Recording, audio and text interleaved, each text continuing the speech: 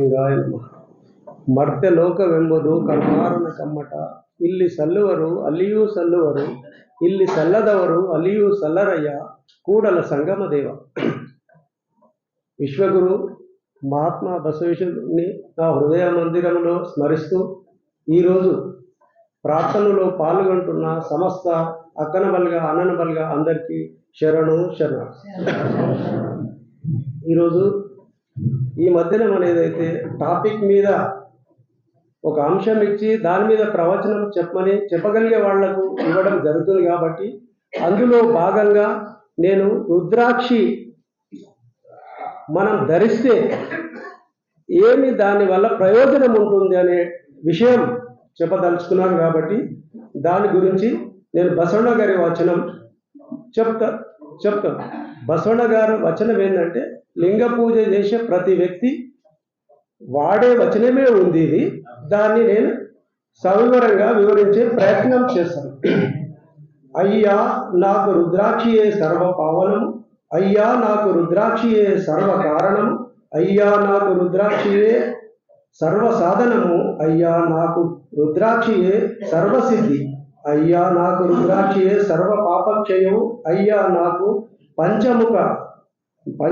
పంచవస్త్రాలే పంచముఖ రుద్రాక్షిలైనందున, అయ్యా కూడల సంగమ దేవ నా ముక్తి పదములకు శ్రీ మహారుద్రాక్షియే సాధనమయ్యా.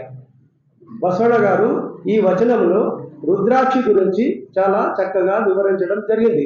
రుద్రాక్షిని మనం ధరిస్తే ఏ విధమైన మనకు ఉపయోగాలు ఉంటాయనేదే ఇక్కడ చక్కగా చూపించడం జరిగింది.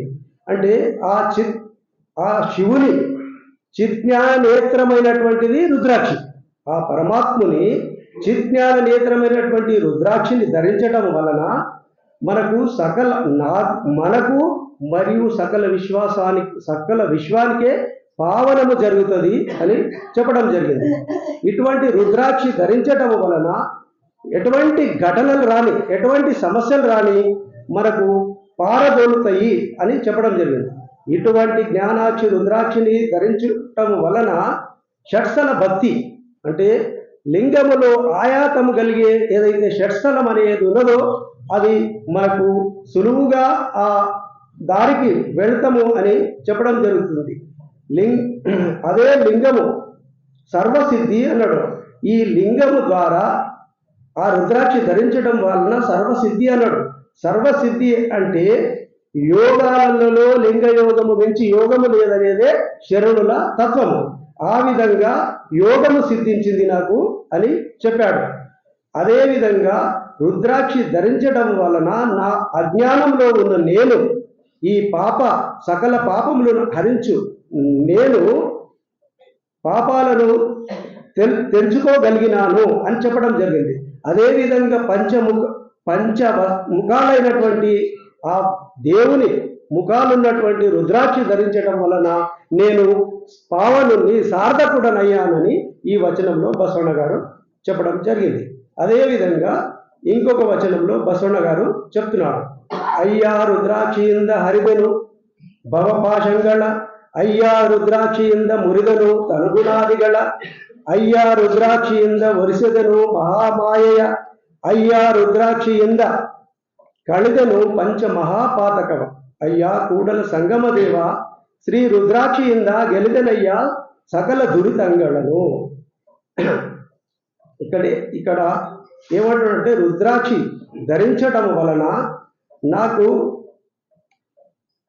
ఈ శివుని జ్ఞాన నేత్రం అని రుద్రాక్షిని పిలువబడుతుంది. కాబట్టి అటువంటి నేత్రాన్ని ధరించటం వలన నా మలత్రయాలన్నీ, ఈ భవపాశాలన్నీ, ఈ సృష్టిలో ఉన్నటువంటి భవాలను నేను తెలుసుకున్నాను, సమర్థుడనైనాను అని చెప్పడం జరుగుతుంది. అటువంటి రుద్రాక్షి ధరించటం వలన నా మనసుకున్నటువంటి మాయ తొలగినది. అటువంటి రుద్రాక్షి ధరించుట వలన నాకు భవపశాలు పీడిస్తున్నాయి. అవి ఏ అంటే పరధనము, పరస్త్రీ, పరహింస, పరనిందే, పరదైవములు. ఈ పంచపాతకముల నుండి నేను ఈ రుద్రాక్షి ధరించటం వలన బయటికి రాగలిగినానని చెప్పడం జరుగుతుంది. అదేవిధంగా ఈ రుద్రాక్షి వాడటం వలన నేను ఈ దుర్గాణాలను వదులుకొని ఆ పరమాత్ముని ధ్యానంలో పోగలుగుతున్నానని ఈ వచనం ద్వారా చెప్పడం జరిగింది. ఇంకొక వచనంలో షణ్ముఖ శివయోగి గారు ఈ రుద్రాక్షి ధరించడం వలన మనకేం లాభం అవుతుందని చూపించడం జరుగుతుంది. అయ్యా నాకు రుద్రాక్షియే పుణ్యపు పుంజము గనుమ, అయ్యా నాకు రుద్రాక్షియే భాగ్యపు నిధి గనుమ, అయ్యా నాకు రుద్రాక్షియే సత్యపు సేత్యము గనుమ, అయ్యా నాకు రుద్రాక్షియే నిత్యపు లింగము గనుమ నిలుపు గనుమ, అయ్యా నాకు రుద్రాక్షియే భక్తికి వెలుగు గనుమ, అయ్యా నాకు రుద్రాక్షియే ముక్తికి సోపానము గనుమ, అయ్యా నాకు రుద్రాక్షియే శక్తి బలము గనుమ. ఇంతటి రుద్రాక్షి నా అంతరంగము శుద్ధి అయి అవిరళ ఫలించి నిశ్చింతుడనైతినని అఖండేశ్వర అంటున్నాడు. ఇటువంటి రుద్రాక్షి ధరించడం వలన ఏమైందనేది ఇది ఏముందంటే శివుని జ్ఞాన నేత్రము అని పిలువబడుతుంది రుద్రాక్షిని. అయితే నా పుట్టుక సార్థకమైంది.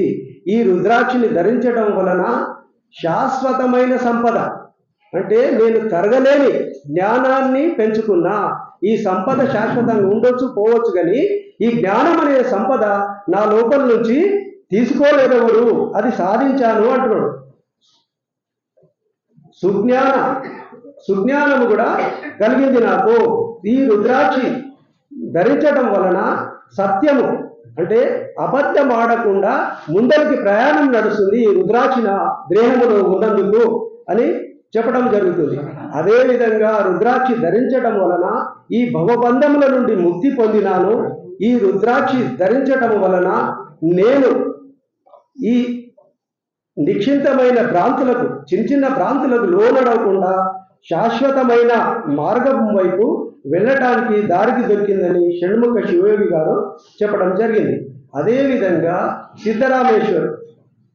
సిద్ధరామేశ్వరు తన వచనంలో చెప్పడం జరుగుతుంది.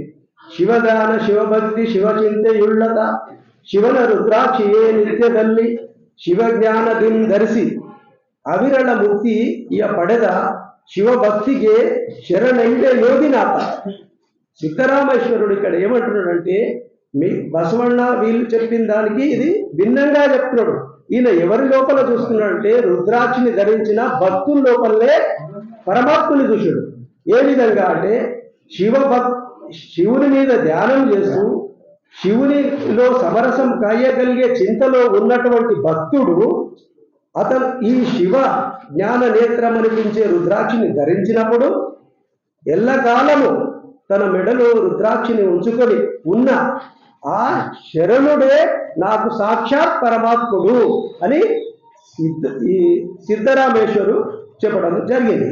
ఈ విధంగా ఈ రుద్రాక్షి విషయంలో తీసుకుంటే, ఎందుకంటే ఇది పూర్తి సమయము చాలా వచనాలు ఉన్నాయి రుద్రాక్షి మీద సెర్చ్ చేస్తే, కానీ అన్ని వచనాలు సేమ్ మీనింగ్ కొద్దిగా అటు ఇటు ఉన్నాయి కాబట్టి నేను ఈ 4 వచనాలను ఎంచుకోవడం జరిగింది. తర్వాత మిగతా ఈ బసవಣ್ణ గారు ఏదైతే లింగములో ఆయాతము కావచ్చు, ఏ విధంగా వెళ్తే ఆయాతము కావచ్చు అని చెప్పడం జరిగింది సూక్తులు కాబట్టి వాటి గురించి చెప్పే ప్రయత్నం చేస్తాను. ముందు అల్లమా ప్రభు గారి వచనము ద్వారా స్టార్ట్ చేస్తాం.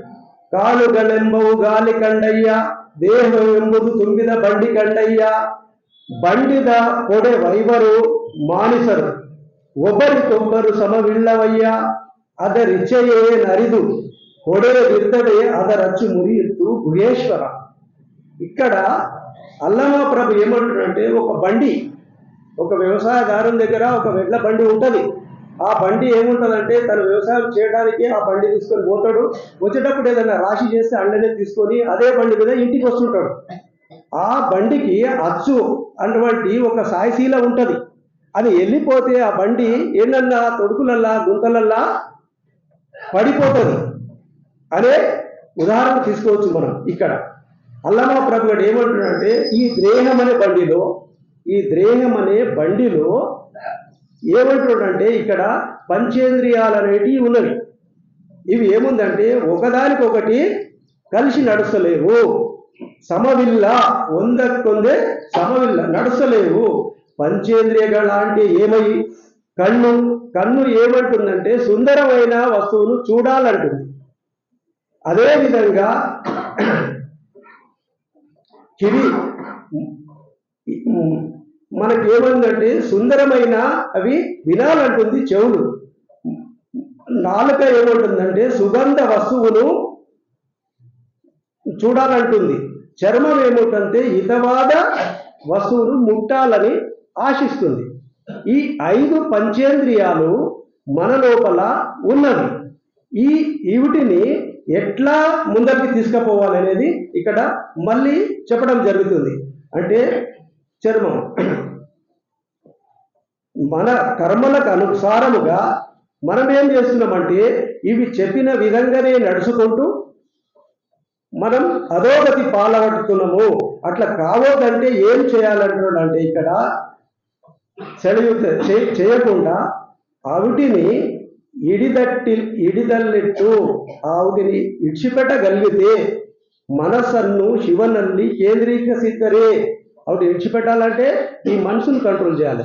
ఈ మనసు కంట్రోల్ అయినప్పుడే మనం ఆ శివధ్యానంలో వెళ్ళటానికి ఛాయిస్ ఉంది. ఈ మనసు కంట్రోల్ చేయలేవనుకో ఈ దేహం ఎంబుదు అచ్చు మురిద బండి అదుగుదు ఎందిద్దానే. అంటే ఈ ఒక సాంచ ఒక విగ్రహం తయారు చేయాలన్నా దానికి ఒక సాంచ అనేది ఉంటుంది. అది సాంచ కరెక్ట్ ఉన్నప్పుడే ఆ విగ్రహము కరెక్ట్ బయటికి వస్తుంది. కాబట్టి ఇక్కడ భగవంతుడనే ఆయన ఉన్నాడు. ఆయన మనల్ని ఏం చేసిందంటే ముద్రించి బయటికి పంపాడు. ఎక్కడ ఒక స్క్రూ కూడా తక్కలేకుండా ఈ శరీరంలో ఇచ్చాడు భగవంతుడు మనకు. కాబట్టి ఆ స్క్రూ అన్నీ ఉన్నాయి మన దేహానికి. కాబట్టి మనసు అనేదే దీన్ని నడిపిస్తుంది. ఈ మనసును కేంద్రీకరించాలి. ఆ మనసును కేంద్రీకరించాలంటే ఏం చేయాలి అనేదే ముందరి ప్రయోజనం. ఒక ఉదాహరణ ఉంది. 2 కోట్ల కారు తీసుకున్నావు, నువ్వేం చేస్తున్నావు? దానికి బనెట్కు నట్బోట్లు ఫిట్ చేయలేవు అనుకో, 100 స్పీడ్లో పోయినావు అనుకో, కారు ఏమవుతుంది మనకు అందరికీ తెలిసిన విషయమే. అదేవిధంగా ఈ దేహం అనే బండి కూడా జాగ్రత్తగా ఉంచుకోవాల్సింది నువ్వే. కారు ఏదైతే జాగ్రత్తగా ఉంచుకుంటున్నావో ఈ 5టిని ముక్కు నాలుక కళ్ళు ఈ పంచేంద్రియాలను కంట్రోల్ ఉంచుకొని మనసు కేంద్రంగా వస్తే నీవు ముందరికెళ్ళొచ్చు, శరణుడు కావచ్చు. అది ఎట్లా అనేది విశ్వగురు బసవన్న గారు కొన్ని సూత్రాలు చెప్పడం జరిగింది. ఆ సూత్రాలను నేను వివరించే ప్రయత్నం చేశాను. ముందైతే ఏముందంటే బసవన్న గారు గురువు. నేనే ఒక క్వశ్చన్ వేసుకుంటే బసవన్న కన్నా ముందు గురువులు లేరా అనే ప్రశ్న నాది. దానికి ఒక ఉదాహరణ చెప్పాలనుకుంటున్నాను నేను. ఎందుకంటే మనకు ఈ సృష్టి పుట్టిన తర్వాత ఏముందంటే కృతాయుగము 32 లక్షల సంవత్సరాలు, త్రేతాయుగము 16 లక్షల సంవత్సరాలు, ద్వాపారము 8 లక్షల సంవత్సరాలు, కలియుగము 4 లక్షల సంవత్సరాలు అనేది శరణులు మనకు చూపించడం జరిగింది వచనాలలో. అయితే ఇక్కడ నేను ఉదాహరణ తీసుకునేది ఏంటంటే ఒక గురువును తీసుకుంటున్నాను. ద్రోణాచార్యుల వారు ఉన్నారు. ఇట్లా మస్తు మంది మహాత్ములు వచ్చారు ఈ 4 యుగాలల్లా. మస్తు మంది ఈ చెడును పారదోలడానికి ప్రయత్నం చేశారు. అందులో